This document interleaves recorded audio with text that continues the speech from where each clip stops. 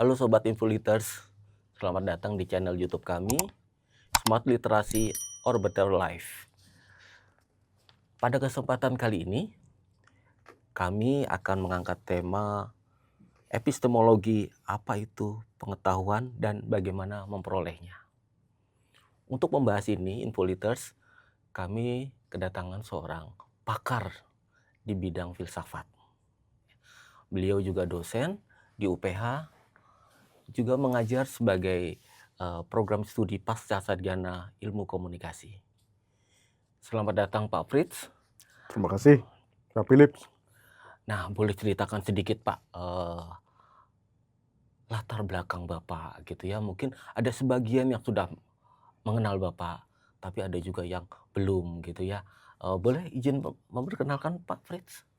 Oke, terima kasih Pak Philip. Juga terima kasih atas undangannya untuk hadir dalam forum ini. Ya, saya seorang dosen, latar belakang saya filsafat, dan ya setiap hari saya mengajar filsafat. Saya studi filsafat di Indonesia S1, S3 di Jerman, di Frankfurt, Johann Wolfgang Goethe Universität di Frankfurt. Jadi ya sebagai dosen aktivitas saya adalah berbicara mengenai filsafat dan yang berkaitan dengan filsafat. Begitu. Oke, Infoliters, begitu pengenalan singkat dengan Pak Fritz ya. Bagaimana beliau sudah sangat mendalami tentang filsafat. Nah, sebetulnya tema kita kali ini agak sedikit mendalam terkait dengan filsafat. Izin ya Pak Fritz ya. Kalau berdasarkan tema tadi yang sudah kita utarakan gitu, terkait dengan pengetahuan gitu ya. Nah, sebetulnya bagaimana sih kita memahami pengetahuan itu sendiri Pak Fritz? Apakah semuanya bisa dikatakan pengetahuan? Ataukah semua bisa dikatakan, oh ini ilmu pengetahuan, oh ini bukan. Jadi ada semacam bias gitu Pak. Ya. Nah, itu tema yang menarik dalam filsafat ya, mengenai pengetahuan. Sekarang kita mau berbicara mengenai pengetahuan, sehingga kita memiliki pengetahuan mengenai pengetahuan. Ya. Nah, filsafat itu salah satu kesibukannya adalah berfilsafat mengenai pengetahuan. Ya, itu salah satu tema utama dalam filsafat. Apa itu pengetahuan? Ya, apa itu ilmu pengetahuan? Itu tentu juga dua hal yang berbeda. Ada pengetahuan, ada ilmu pengetahuan. Lalu ilmu yang mempelajari itu atau cabang filsafat yang mempelajari itu disebut dengan epistemologi dalam filsafat. Epistemologi itu adalah teori pengetahuan, ya, theory of knowledge. Nah, dalam epistemologi itu dibahas misalnya mengenai sumber-sumber pengetahuan. Apa sumber pengetahuan? Lalu apa yang dapat kita ketahui, ya. Lalu juga bagaimana kita memperoleh pengetahuan. Ya, jadi ada banyak pertanyaan mendasar di situ, ya, mengenai pengetahuan, dan itu dibahas dalam bidang yang disebut dengan epistemologi dalam filsafat. Tetapi sebagai pengantar awal, kita memang perlu membedakan apa itu pengetahuan, apa itu ilmu pengetahuan. Ya, baru secara nanti mendalam bisa kita lebih spesifik lagi berbicara mengenai tema-tema yang lebih mendalam, ya, bagaimana kita memperoleh pengetahuan, apa sumber pengetahuan, apa saja yang bisa kita ketahui atau yang dapat kita ketahui. Nah, itu semua dibahas dalam epistemologi. Baik, untuk melihat Infoliters, penjelasan singkat dari Pak Fritz, bagaimana dengan tanggapan mahasiswa tentang ilmu pengetahuan itu sendiri? Mari kita saksikan video di bawah ini. Selamat siang, kali ini kita dengan siapa, boleh diperkenalkan? Perkenalkan, nama saya Kristi. Dari prodi apa, Kristi? Dari prodi pendidikan biologi. Oke, pertama-tama boleh nggak kita tahu apa yang Kristi pahami sebagai pengetahuan? Pengetahuan menurut saya itu adalah suatu pemahaman yang kita dapatkan dari hal-hal yang kita pelajari, misalnya dari pengalaman kita ataupun dari kehidupan kita sehari-hari. Pengetahuan itu segala sesuatu yang kita ketahui, yang aku ketahui. Tetapi ada sesuatu yang aku belum ketahui juga, itu pengetahuan yang belum aku ketahui. Menurut aku pengetahuan itu sesuatu yang bisa menambah ilmu baru untuk kita. Menurut kamu, semua yang kita bisa temukan di internet, apakah itu termasuk pengetahuan atau informasi? Mungkin ada alasannya juga ya, boleh diberikan. Di internet itu kan saya bisa katakan setiap hal yang didapatkan dari internet itu adalah informasi, hanya sekedar informasi saja. Nah, nanti di informasi itu berdasarkan pada ketika kita dapatkan itu diolah dulu sebagai suatu pemahaman kita, sehingga itu bisa menjadi suatu pengetahuan untuk kita. Bisa, karena itu termasuk bisa menjadi pengetahuan baru bagi kita, informasi baru bagi kita jika kita mendapatkan sesuatu dari manapun itu, nggak hanya ada di internet. Menurut aku ada beberapa sih, ada yang beberapa yang bisa disebut pengetahuan, ada juga beberapa yang bisa menjadi suatu mungkin pengetahuan yang buruk ataupun yang tidak harus kita ketahui. Menurut aku iya, karena dari pengetahuan di internet kita bisa tahu apa yang belum kita ketahui dengan lebih sangat luas. Sobat Infuliters, dari video tadi Pak Fritz, Ya. itu ada semacam ketidaktahuan gitu ya, antara pengetahuan dan ilmu pengetahuan. Ya. Dari mahasiswa tadi sangat jelas sekali bahwa mereka kurang paham ilmu pengetahuan itu apa dan pengetahuan itu apa. Ya. Apakah bisa dijelaskan Pak Fritz? Nah, oke, itu memang distingsi yang perlu dijelaskan ya, antara tadi sebagaimana dalam pernyataan mahasiswa itu, antara jadi ada 3 hal di situ ya. Pertama informasi, kedua pengetahuan, ketiga ilmu pengetahuan itu ya. Nah, distingsi mengenai ketiga hal ini belum cukup jelas. Jadi saya mau mengatakan bahwa informasi itu adalah kabar atau informasi atau pernyataan mengenai sesuatu. To inform ya. Misalnya ada hujan itu ya, memberitahukan. Lalu kalau itu sudah kita terima, lalu itu menjadi pengetahuan. Ya, kita jadi tahu bahwa ada hujan atau ada bencana alam, to inform ya. Nah, itu pengetahuan. Hanya sebatas tahu, to know. Tetapi apakah pengetahuan telah menjadi ilmu pengetahuan? Itu belum tentu atau belum. Ilmu pengetahuan itu adalah proses selanjutnya. Jadi sebagaimana tadi dikatakan mahasiswa yang si wanita itu, dia mengatakan berdasarkan pengalaman, ya. Itu adalah pengetahuan. Jadi informasi yang diperoleh berdasarkan pengalaman atau dari televisi atau dari media sosial itu baru pengetahuan ya. Jadi informasi itu masih harus disusun sehingga menjadi pengetahuan. Ilmu pengetahuan itu hal yang berbeda lagi. Ilmu pengetahuan adalah kalau dalam epistemologi adalah pengetahuan yang diperoleh melalui langkah-langkah tertentu. Ya. Ada penelitian, ada observasi, ada pencatatan, ada verifikasi, dan proses selanjutnya ada 7 biasanya langkah itu sampai dia menjadi teori atau ilmu pengetahuan. Nah, misalnya petani memiliki informasi mengenai bagaimana cara menanam padi. Ya, dia tahu, dia memiliki pengetahuan mengenai hal itu. Karena berdasarkan pengalaman dia melakukan itu. Pengetahuan. Tapi itu belum ilmu pengetahuan. Dia baru menjadi ilmu pengetahuan kalau pengetahuan itu ya telah diolah lebih lanjut, diproses, ada penelitian, ada observasi, ada pembuktian lebih lanjut, ada pencatatan, lalu ada kesimpulan. Biasanya kalau mau lebih ketat lagi secara epistemologis ada hipotesa dan segala macam langkah-langkah itu ya, sehingga kemudian pengetahuan yang diperoleh dengan cara menempuh langkah-langkah itu bisa disusun secara sistematik, objektif, bisa dibuktikan gitu ya, sehingga pengetahuan menanam padi itu bisa menjadi ilmu pengetahuan karena misalnya petani itu bisa menjelaskan mengapa padi tumbuh, bagaimana cuaca, dan bagaimana jenis tanah dan segala macam.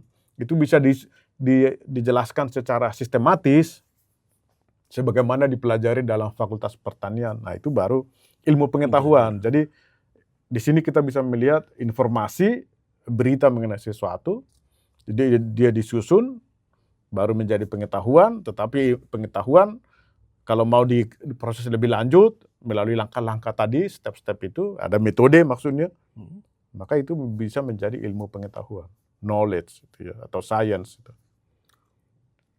Berarti begitu perbedaannya ya Pak Frits, berarti kalau misalnya pengetahuan bisa aja itu informasi hanya sekilas Ya, pun yang ada di sekitar kita, atau bisa ya, jadi pengetahuan kita, informasi kita. Tapi kalau misalnya sudah mentahap semacam ada metodologinya gitu ya, ya, lah ya, ya, ya. jadi itu baru bisa dikatakan suatu ilmu pengetahuan gitu Nah, ya. karena informasi kan bisa saja keliru, bisa hoax, bisa apa, itu informasi juga. Pengetahuan juga seperti itu bisa juga keliru, bisa karena belum diproses lebih lanjut dengan metode-metode tadi. Karena pengetahuan juga tadi yang dikatakan itu bisa palsu atau bisa benar gitu ya. Tetapi ilmu pengetahuan adalah dengan proses atau metode tadi itu sudah dikerjakan sehingga bisa dikatakanlah itu sudah diverifikasi, ya sudah dibuktikan apakah itu benar atau tidak gitu ya. Nah, jadi informasi dan pengetahuan bisa benar bisa salah, tapi ilmu pengetahuan dikerjakan untuk mengeliminir agar jangan salah gitu ya. Oh, baik-baik. Berarti bisa juga dikatakan bahwa pengetahuan itu sama dengan informasi, apa bisa seperti itu, Pak? Mungkin lebih tepat mengatakan bahwa informasi itu menjadi pengetahuan kalau kita sudah melakukan sedikit menata, menyusun, ya. Karena pengetahuan kan bisa informasi kan bisa sepotong-sepotong juga. Itu informasi juga ya. Tapi itu baru bisa menjadi pengetahuan kalau di situ ada keteraturan.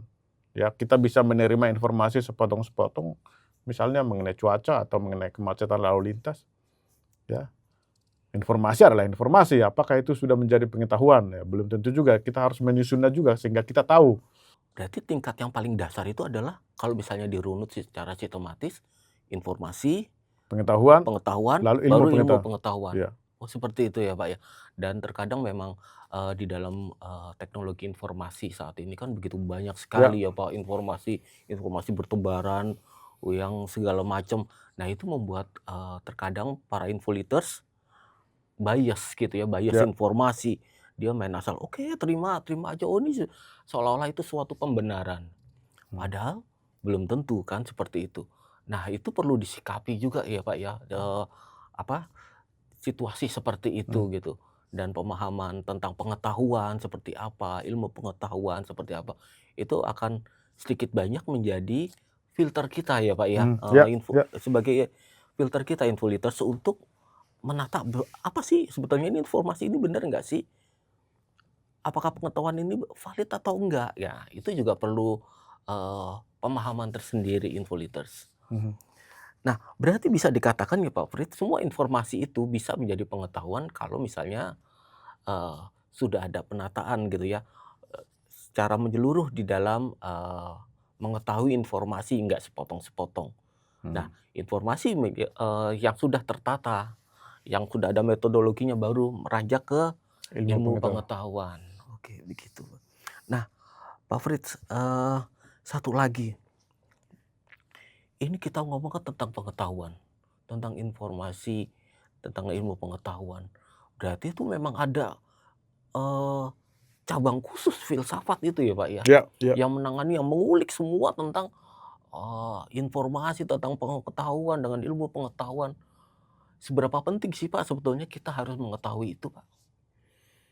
Nah, itu kalimat pertama dari Metafisika Aristoteles mengatakan, kalimat pertama dari buku itu, semua manusia pada dasarnya ingin mengetahui. Ya, itu kalimat pertama, sangat sederhana ya. Dia membuktikan begitu kita buka mata, kita sebenarnya telah itu karena naluri melihat ya, itu ingin mengetahui.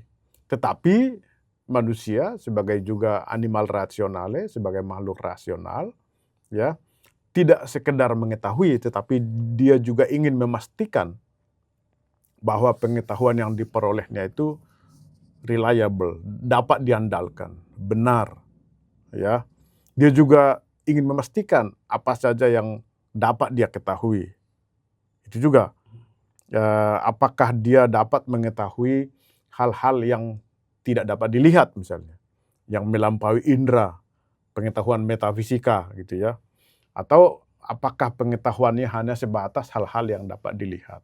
Nah, semua itu ditata, direfleksikan dalam filsafat sehingga manusia sebagai makhluk yang bertanya itu bisa memperoleh pengetahuan yang dapat diandalkan itu. Oleh karena itu dalam filsafat epistemologi itu menjadi tema yang sangat mendasar gitu ya, itu sangat mendasar.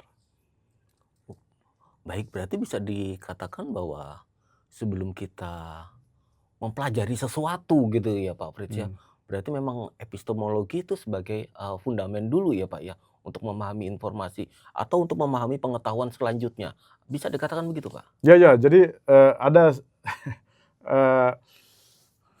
perdebatan atau tanggapan yang terkenal itu dari Hegel misalnya ya. Karena di sini karena sebagai orang yang belajar filsafat saya bisa cerita, izinkan saya sedikit berbicara mengenai filsafat ya. Immanuel Kant misalnya berbicara mengenai apa yang dapat kita ketahui ya. Itu tadi, itu metafisika. Apakah kita dapat mengetahui hal-hal yang melampaui indera?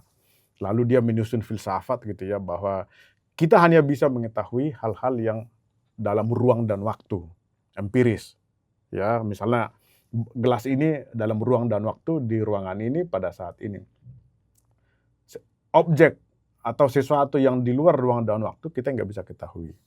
Nah, lalu Hegel mengkritik, ya, dia mengatakan sebelum kita mengetahui, kita juga harus lebih dulu mengetahui batas-batas pengetahuan kita.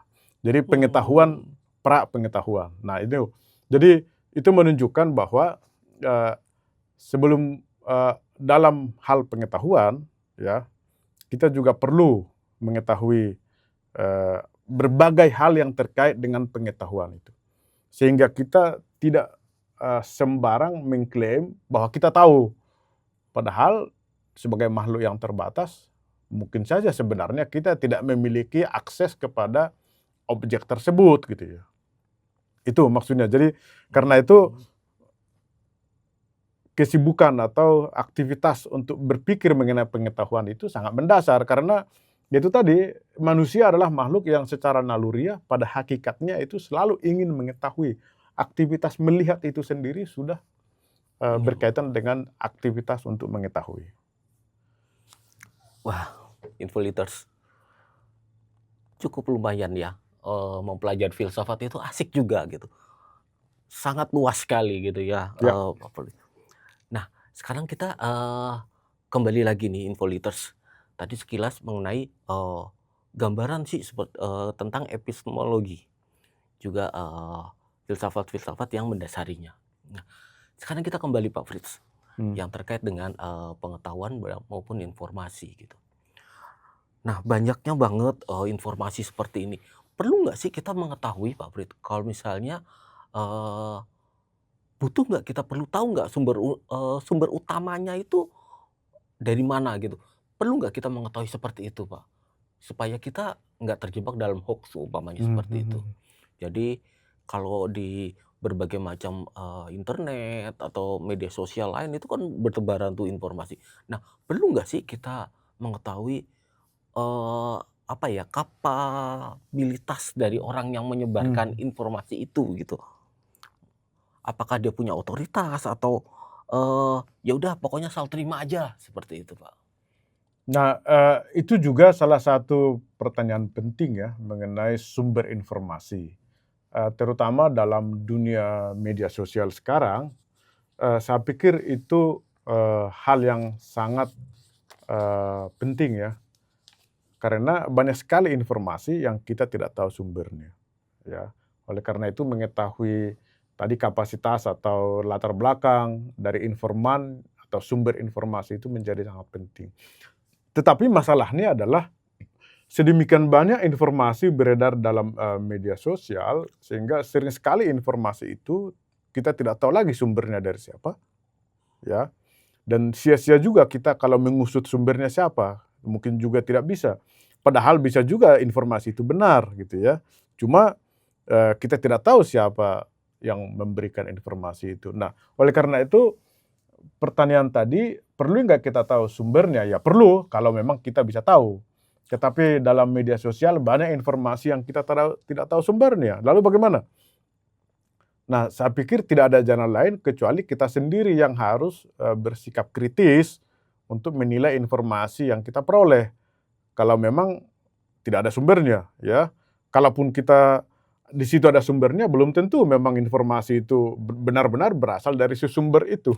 Bisa kan bisa aja itu Betul, sekedar betul. dicantumkan begitu, Betul, lalu kita betul. percaya itu. Artinya yang menjadi benteng pertahanan terakhir kita adalah ya kita harus berpikir sendiri secara kritis menilai informasi itu gitu ya. Sebab pertama kita tidak selalu tahu sumbernya. Kedua, kalaupun ada di situ sumbernya belum tentu itu benar-benar dari si sumber itu. Betul. Ketiga, kalaupun itu kita tahu sumbernya belum tentu dia juga benar gitu ya. Karena manusia kan memiliki keterbatasan juga gitu ya. Nah, semua tentu itu yang tiga itu penting, tetapi yang paling penting adalah kita sendiri yang harus berani secara kritis menilai apakah informasi itu benar atau tidak, layak atau tidak, masuk akal atau tidak. Itu harus dipikirkan, dicerna dulu ya, sebelum kita menerimanya sebagai kebenaran. Jadi dalam hal ini kita perlu sedikit ya bersikap kritis gitu ya, menilai informasi yang kita terima, tidak langsung menerimanya begitu saja. Menjadi tantangan tersendiri itu ya Pak ya. Jadi memang Infoliters, apapun yang kita terima informasi, kita juga harus setidaknya punya kemampuan untuk bagaimana kita bisa mengetahui sumbernya, terus kebenarannya, supaya kita juga nggak dikatakan sebagai penyebar hoax ya. Ya. Rekan-rekan. Kemampuan informasi literasi berarti itu sangat diperlukan sekali. Dan kita juga harus memilah apakah informasi itu aktual, valid, reliable. Nah, itu juga perlu menjadi pertimbangan kita Infoliters. Nah, saya ingin menambahkan satu lagi ya, Silakan. bagaimana bersikap kritis ya terhadap informasi. Karena di media sosial banyak sekali informasi yang beredar. Kritis itu dari bahasa Yunani, krinain, menimbang ya, ditimbang bisa negatif, bisa positif. Jadi sering sekali informasi yang kita terima itu sesuai dengan asumsi kita. Lalu biasanya kalau sudah seperti itu kita langsung menerima itu benar, ya. Tanpa lagi Menganggap itu suatu kebenaran ya, gitu. karena menurut sesuai versi dengan kita, karena sesuai gitu. dengan Oke, asumsi kita. oke, betul. Langsung kita terima, tidak lagi bersikap kritis. Betul. Padahal belum tentu itu salah. Jadi kita cenderung hanya bersikap kritis menimbang informasi yang tidak sesuai dengan asumsi kita. Ya. Informasi yang sesuai dengan prapaham kita, misalnya kalau Anda pendukung si X, lalu ada informasi positif mengenai si X, Anda langsung terima itu sebagai kebenaran. Itu juga berbahaya gitu ya. Jadi di situ perlunya bersikap kritis, menimbang positif negatifnya sebuah informasi, entah informasi itu sesuai dengan prapaham kita, sesuai dengan posisi kita, atau entah informasi itu tidak sesuai dengan prapaham kita atau asumsi kita. Jadi baik terhadap informasi yang sesuai dengan keinginan kita atau yang tidak sesuai dengan keinginan kita, kita juga harus bersikap kritis gitu ya. Nah, itu yang sangat penting dalam filsafat, itu sikap kritis menilai setiap informasi yang kita terima. Baik Pak, kita harus bersikap kritis terhadap informasi. Tapi di satu sisi Pak, dari penjelasan Pak Fritz tadi, unsur subjektivitas penting berarti Pak ya. Ya. Jadi kalau misalnya kita menilai informasi si A, pendukung si A gitu, tapi kita tak terlepas dari subjektivitas. Oh itu benar kok gitu. Meskipun tadi Pak Fritz bilang bahwa jangan anggap itu suatu kebenaran, itu bisa jadi bahaya. Nah, unsur subjektivitas itu pasti penting gitu, pasti melekat gitu ya Pak ya, di dalam penilaian seperti itu. Nah demikian juga sama dengan kita di dalam mendapatkan informasi. Unsur subjektivitas, kekritisan kita dalam menerima informasi itu perlu dipertajam.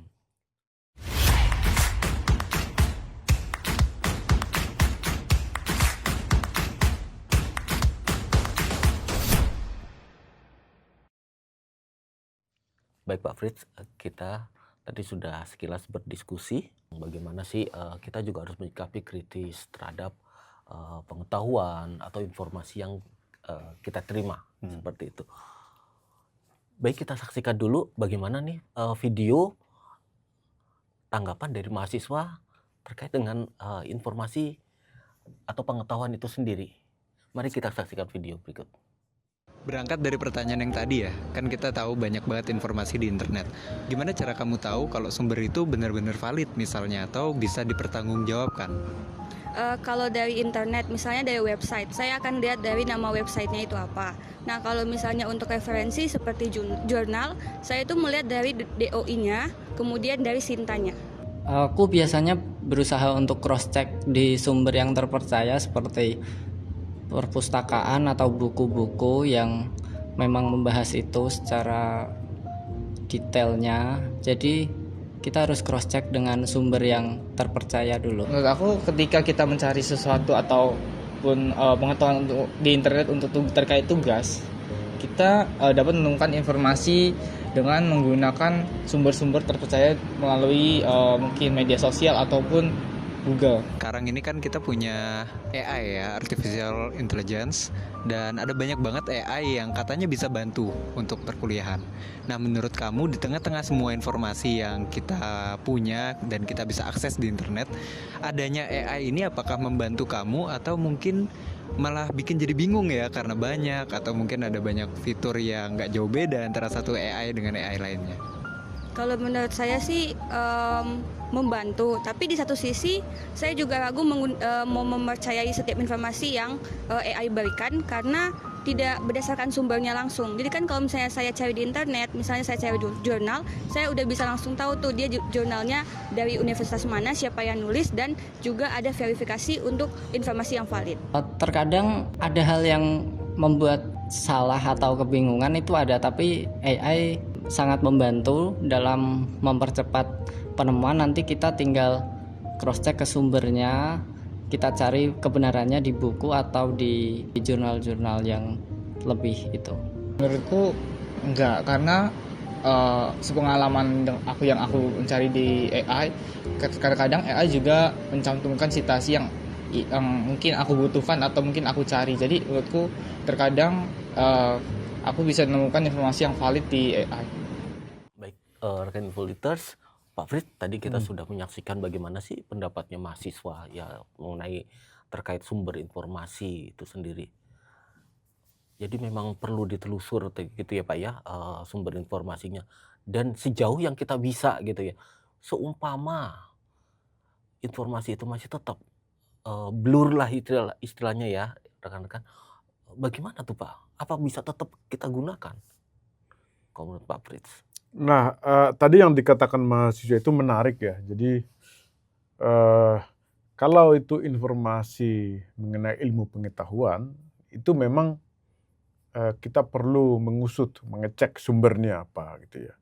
Kalau itu informasi ilmu pengetahuan, sumbernya siapa, atau dari jurnal mana, atau dari lembaga mana. Itu saya pikir pintu pertama untuk mengecek apakah informasi ini layak dipercaya atau tidak gitu ya. Nah, tetapi kalau itu informasi umum, memang hal seperti itu tidak mungkin dilakukan ya, karena sumbernya kadang nggak jelas, tapi bisa saja informasinya benar. Tetapi sejauh itu menyangkut informasi ilmu pengetahuan, memang kredibilitas sumber itu sangat penting, baik orangnya siapa, lembaganya apa, atau jurnalnya apa gitu ya. Nah, itu yang saya pikir tadi ditekankan oleh si mahasiswa itu gitu. Tetapi memang kita juga perlu perhatikan juga sebagaimana dikatakan oleh mahasiswa yang terakhir, yang ketiga, bahwa kalau informasi itu dari AI gitu ya, itu harus kita pahami sebagai informasi yang mentah gitu ya.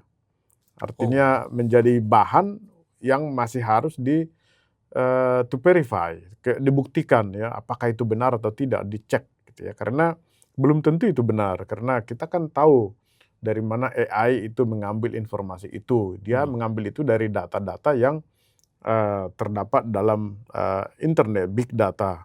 Dan belum tentu informasi yang di sana itu benar semua gitu ya. Oleh karena itu kita tidak bisa mempercaya begitu saja tanpa mengecek informasi yang kita dapat, entah itu dari AI. Ada banyak pengalaman, banyak kesaksian yang mengatakan bahwa orang menjadi tersesat gara-gara mempercayai begitu saja informasi yang berasal dari artificial intelligence gitu ya.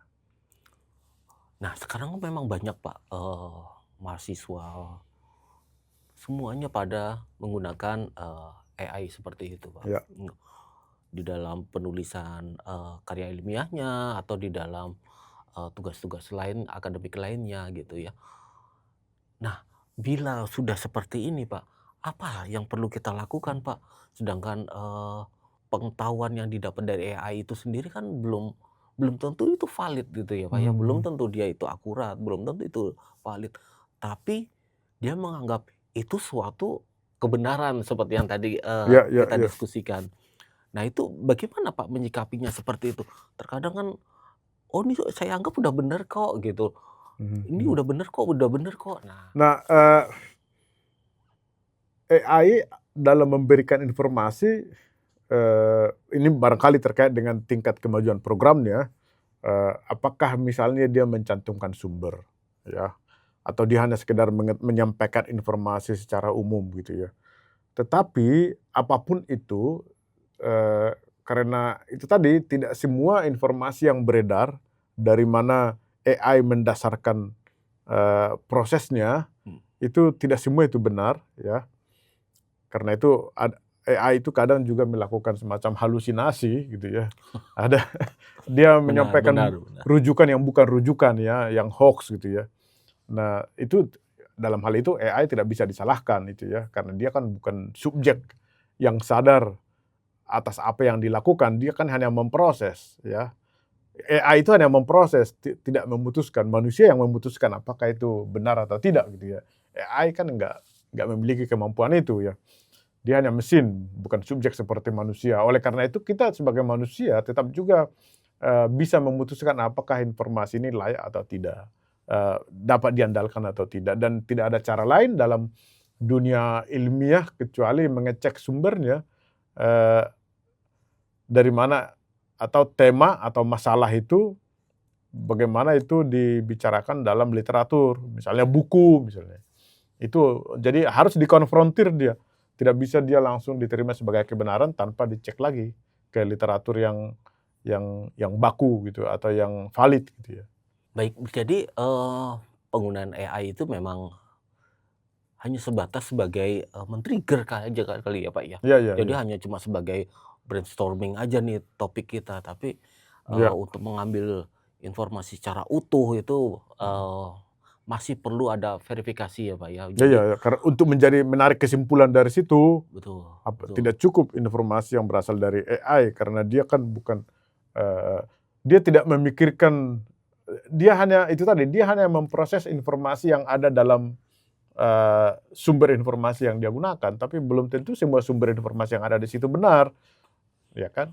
Dia tidak tahu apakah informasi itu salah atau tidak. Kita yang memutuskan kemudian apakah itu salah atau tidak berdasarkan konfrontasi yang kita lakukan terhadap informasi yang dia sampaikan gitu ya. Wah, betul. Jadi begini ya Pak ya, apapun yang kita dapat umpamanya dari AI gitu ya, tetap kita harus butuh yang namanya verifikasi informasi. Dan tempat utama di mana informasi itu valid, akurat, reliable, itu hanya di perpustakaan Pak. Ya, buku-buku atau literatur di Buku-buku. perpustakaan atau jurnal atau buku, ya benar. Ya, jadi memang kalau di perpustakaan, toh semua koleksi juga semuanya sudah merupakan Ya. ilmu pengetahuan seperti yang Pak Ya. Frit katakan tadi ya. Ya. Jadi pengetahuan menjadi ilmu pengetahuan, ada proses-prosesnya, ada metodologinya yang ada logikanya. Nah, seperti itu. Bisa dikatakan ya Pak ya, kalau misalnya perpustakaan bisa menjadi suatu partner bagi sivitas akademik, bagi infoliters lainnya, sebagai tempat untuk menemukan informasi yang tepat gitu, yang relevan gitu Ya, ya.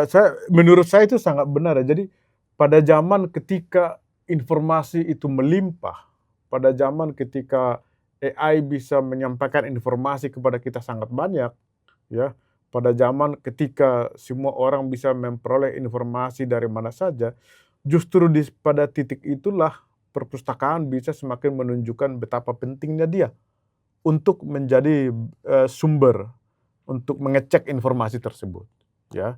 Karena informasinya banyak, lalu bagaimana orang bisa memverifikasi apakah itu benar atau tidak? Tidak lain dengan menggunakan jasa perpustakaan. Tidak lain dengan cara menggunakan literatur yang ada di perpustakaan, buku yang ada di perpustakaan. Jadi semakin banyak informasi beredar dan bisa diproduksi bahkan oleh mesin, justru pada saat itulah sebenarnya perpustakaan menjadi semakin penting, sehingga dia bisa meng-counter atau katakanlah Oh, oke, membantu betul. orang untuk memastikan apakah informasi yang beredar ini berguna atau tidak, sampah atau tidak gitu ya. Nah, disitulah perpustakaan menjadi sangat penting sebenarnya, ya. Sehingga orang jangan, saya pikir ya, kenapa orang termakan hoax itu justru karena dia jarang misalnya membaca buku, membaca literatur, dan buku dan literatur kan hanya umumnya tersedia di perpustakaan gitu ya. Rumah kita kan terbatas untuk menyimpan buku atau untuk mengakses jurnal, tapi perpustakaan bisa menyediakan jasa untuk itu. Jadi justru sekarang perpustakaan menjadi sangat penting sebenarnya. Ya. Baik Involiters, jadi jangan ragu-ragu, sering-seringlah main ke perpustakaan. Karena itulah bisa mendapatkan informasi yang valid, yang akurat, yang reliable, ya. Jadi benar seperti yang dikatakan Pak Frit bahwa teknologi bisa aja membantu, seperti AI itu membantu, sangat membantu. Tapi jangan itu sebagai patokan untuk mengambil kesimpulan bahwa itulah pengetahuan yang benar gitu ya rekan-rekan.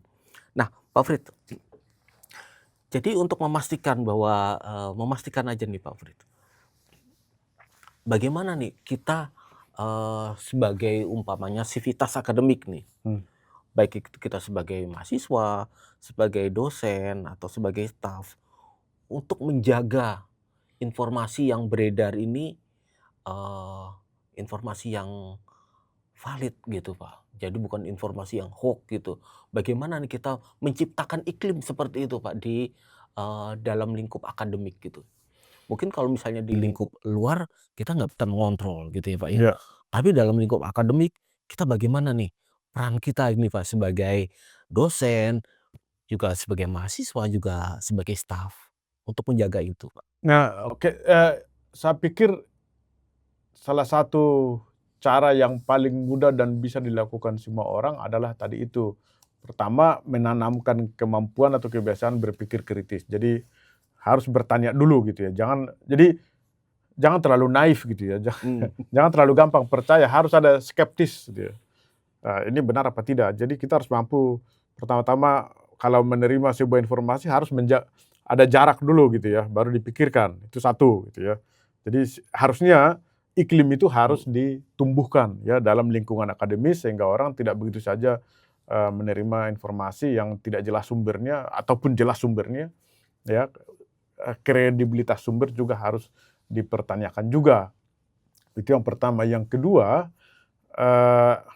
nah, perpustakaan itu juga harus semakin membuka aksesnya. Jadi maksud saya begini, ketika semua orang bisa mengakses informasi dari mana saja, dan justru pada saat itulah harusnya perpustakaan sebagai sebuah institusi bisa semakin membantu orang, tidak hanya di lingkungan akademis tapi juga di masyarakat untuk menghadapi kemungkinan hoax gitu ya. Artinya bukan hanya mahasiswa yang bisa mengakses perpustakaan, karena tadi berdasarkan kebutuhan apakah informasi ini benar atau tidak, untuk itu kan dia harus menggunakan jasa perpustakaan. Tetapi masyarakat juga harusnya, idealnya bisa mengakses perpustakaan. Karena potensi untuk dimanipulasi melalui informasi kan bukan hanya mahasiswa, tapi masyarakat juga gitu ya. Nah, kalau kita mau melindungi masyarakat kita dari berita-berita bohong atau yang tidak benar, dan perpustakaan bisa melakukan itu. Jadi kalau kita mau menjaga masyarakat kita tidak terpapar oleh hoax, itu perpustakaan juga harusnya bisa diakses oleh masyarakat umum. Nah, jadi harus terbuka untuk publik. Memang mungkin misalnya seperti perpustakaan UPH itu adalah perpustakaan kampus, tapi kan tidak ada juga salahnya dia juga membuka diri, masyarakat umum juga bisa berlangganan, tentu mungkin dengan bayaran atau bagaimana, itu kan masalah teknis ya. Sehingga masyarakat juga bisa mengakses informasi dari perpustakaan kampus, itu juga bagus. Pertama untuk meningkatkan literasi, kesadaran akan literasi, kedua untuk membantu masyarakat atau membantu masyarakat untuk jangan mudah tertipu berita-berita yang tidak benar. Mereka bisa mengakses jurnal atau apapun atau buku. Ketiga untuk promosi juga. Ya, betul, itu bisa itu dilakukan gitu ya. Jadi selain untuk melayani kebutuhan akademik, perpustakaan juga, apalagi dalam era ketika sekarang banjir informasi, perpustakaan juga bisa melayani kebutuhan publik. Ya, sehingga mereka jangan mudah tertipu oleh berita-berita yang tidak benar yang sekarang banyak beredar dalam media sosial kita gitu. Ya, betul sekali sih Pak Frit yang katakan bahwa perpustakaan juga harus membuka diri dengan masyarakat. Tapi terkadang kan kita suka ada beberapa semacam batasan gitu ya Pak ya. Tapi batasan itu mungkin bisa diatasi dengan cara perpustakaan mengadakan semacam kayak CSR seperti itu kali ya Pak ya. Jadi pencerahan kepada masyarakat sekitar melalui program-program tertentu. Mungkin itu salah satu bagaimana kita juga mengajarkan kepada masyarakat pentingnya untuk mendapatkan pengetahuan yang benar. Seperti itu ya Pak. Kegiatan yang kita lakukan ini juga kan misalnya kalau ini dipublikasikan akan ditonton publik, membantu mereka gitu kan. Nah, sekarang kita tidak hanya membantu publik secara verbal melalui kegiatan seperti ini, tapi juga secara praktis gitu ya. Misalnya dengan bahwa masyarakat juga bisa menjadi anggota perpustakaan. Ya tentu dengan berbayar. Di Eropa juga begitu. Masyarakat bukan hanya sivitas akademika yang bisa mengakses perpustakaan, tapi masyarakat umum juga. Jadi peningkatan kesadaran akan literasi itu tidak hanya kita lakukan dengan cara seperti ini, tapi juga secara praktis. Dalam realitas juga kita lakukan. Mereka bisa menjadi anggota perpustakaan sebagai tahap lebih lanjut dari tahap verbal seperti ini gitu ya. Wah, canggih banget itu Pak. Tentu itu melalui beberapa prosedur yang berat juga berarti. Apalagi di dalam perpustakaan dalam lingkup kampus ya. Jangan-jangan nanti kalau kita melakukan seperti itu, kita tumbang tindih dengan perpustakaan daerah lagi Pak. Ya, karena saya pikir ya aksesibilitas atau keterjangkauan perpustakaan oleh masyarakat itu sekarang masih sangat terbatas ya, apalagi dengan jarak, dengan mobilitas. Jadi artinya ya masyarakat tidak harus datang ke perpustakaan, tapi juga bisa mengakses secara online misalnya kan. Jadi maksud saya adalah ya apa yang kita lakukan ini juga salah satu cara untuk itu, tetapi tahap lebih lanjut dari yang kita lakukan sekarang adalah dengan cara membuka akses bagi masyarakat umum terhadap perpustakaan. Mereka bisa misalnya mengakses jurnal di situ, apalagi di perpustakaan kita kan banyak sekali literatur yang sangat penting gitu ya, yang harusnya bisa diakses oleh masyarakat umum ya dengan persyaratan tertentu dan segala macam. Itu maksud saya. Baik Infoliters, Pak Fritz. Jadi kita mau memastikan aja nih, ya, bagaimana berarti suatu proses jadi pengetahuan menjadi ilmu pengetahuan, dari informasi pengetahuan menjadi ilmu pengetahuan. Itu menjadi suatu proses yang benar dan bertanggung jawab. Itu jadi seperti apa tuh Pak? Kita bisa memastikan gitu bahwa oh ini benar, ujung-ujungnya sebagai ilmu pengetahuan. Atau oh ini benar, pengetahuan ini benar-benar valid. Nah, seperti apa tuh Pak kita untuk memastikan proses tersebut Pak? Nah, oke.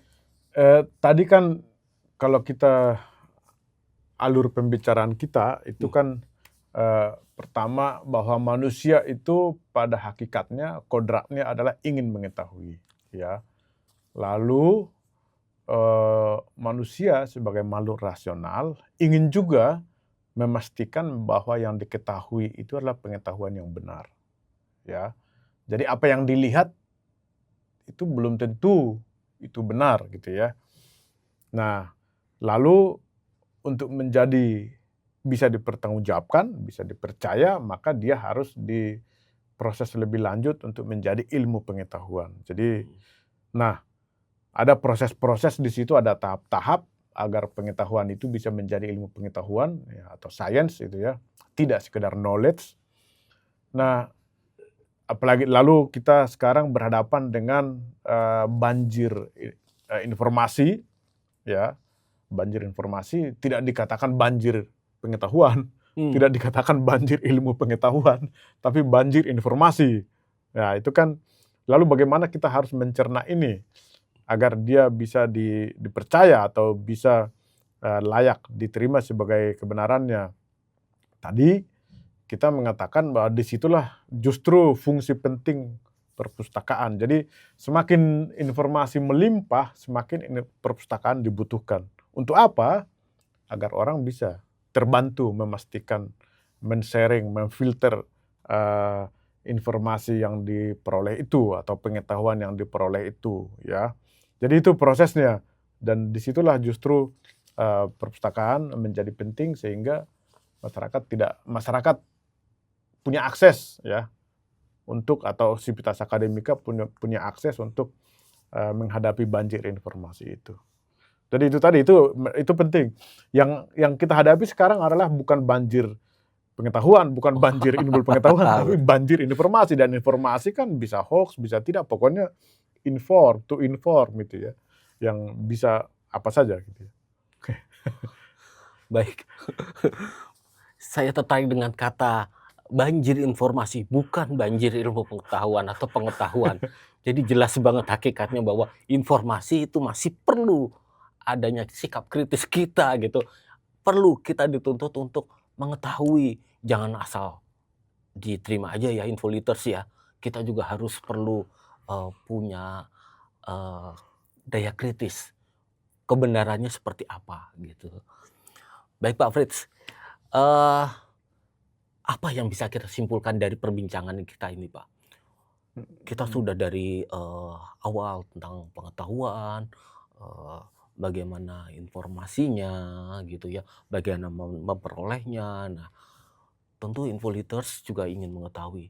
Jadi seperti apa nih yang bisa kita gunakan, yang bisa kita sebagai patokan gitu Pak, di dalam menyikapi ya tadi yang dibilang informasi overload gitu, seperti itu Pak. Oke, pertama adalah jangan terlalu gampang percaya, ya. Jadi harus sedikit kritis, itu satu. Jangan terlalu naif juga berhadapan dengan semua yang kita dapat, karena informasi itu dilemparkan orang dengan motif macam-macam gitu ya. Nah, jadi harus kritis. Itu yang pertama. Yang pertama juga, karena sangat pentingnya, jadi bukan yang kedua. Yang pertama juga adalah berani berpikir sendiri. Itu Immanuel Kant itu bilang, sapere aude, berani berpikir sendiri. Terutama mengenai informasi yang mungkin juga tidak bisa dicek atau tidak mungkin dicek objektivitasnya atau kebenarannya. Kita harus berani berpikir sendiri apakah ini benar atau tidak gitu ya. Kita harus melatih diri untuk berpikir sendiri. Berani mengajukan pertanyaan apakah ini layak atau tidak, masuk akal atau tidak, sumbernya ini benar atau tidak gitu ya. Jadi saya pikir kemampuan seperti itu sangat penting untuk dilatih sekarang ini. Ya, berani berpikir sendiri, berani berpikir sendiri artinya mengajukan pertanyaan yang relevan terhadap setiap informasi yang kita kenal, yang kita terima. Itu saya pikir kuncinya. Dan yang ya, kalau ini bisa yang kedua. Jadi yang pertama tadi, yang pertama kedua. Lalu ini yang kedua adalah dalam dunia akademis saya pikir adalah kita boleh saja menggunakan AI itu hanya sebagai sumber informasi mentah. Ya. Tetapi itu masih harus didalami lagi, dicek lagi, diverifikasi lagi. Dan caranya adalah dengan menggunakan jasa perpustakaan gitu ya. Jurnal, literatur, atau buku dan macam-macam itu justru menjadi benteng bagi kita atau peralatan bagi kita untuk menghadapi banjir non ilmu pengetahuan dan non pengetahuan itu. Oke.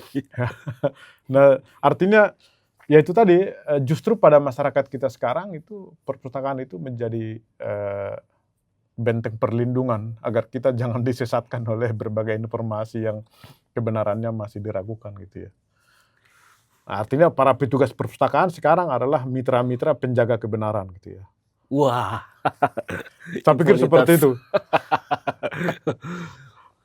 sungguh berat juga sebagai penjaga kebenaran. Ya. Terima kasih Pak Fritz. Demikian Infoliters, perbincangan kami dengan Bapak Fritz. Ada hal-hal yang sudah disampaikan terkait dengan apa sih pengetahuan itu dan bagaimana kita menyikapinya dan menggunakannya. Satu hal lagi yang perlu saya sampaikan bahwa hal penting juga bahwa ada tahapan informasi, pengetahuan, dan ilmu pengetahuan. Informasi apapun yang bisa kita lihat, kita dengar, itu hanya sebatas informasi. Tapi bagaimana informasi itu tertata dengan rapi, ya, runut, nah itu sudah menjadi suatu pengetahuan. Pengetahuan belum tentu menjadi ilmu. Jadi ada satu tahap lagi, bagaimana pengetahuan itu bisa menjadi suatu ilmu pengetahuan. Ada logikanya, ada metodologinya, ada sistematisnya yang bisa diukur ya, Infoliters, bagaimana kebenaran itu, bagaimana pengetahuan itu bisa dibuktikan secara logika. Mungkin bisa seperti itu ya Pak Fritz ya. Ya. Demikianlah perbincangan kami dengan Bapak Fritz. Jangan lupa like dan subscribe video kami lainnya. Smart Literasi for a Better Life. Salam literasi.